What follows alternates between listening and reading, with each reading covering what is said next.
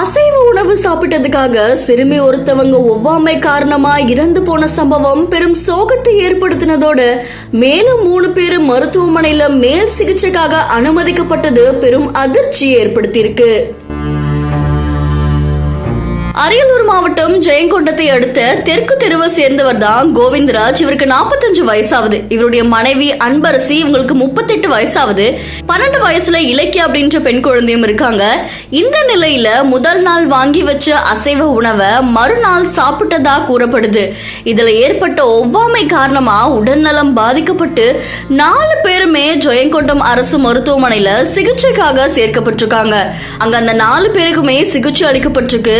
ஆனா இதுல உயிருக்கு ஆபத்தான நிலையில இருந்த இலக்கியா சிகிச்சை பலனின்றி பரிதாபமா உயிரிழந்த சம்பவம் பெரும் சோகத்தை ஏற்படுத்தியிருக்கு.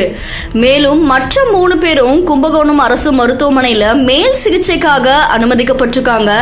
முன்னாடி நாள் வாங்கி வச்ச உணவை அடுத்த நாள் சாப்பிட்டதுதான் இதுக்கான காரணம் அப்படின்னு சொல்லப்படுது.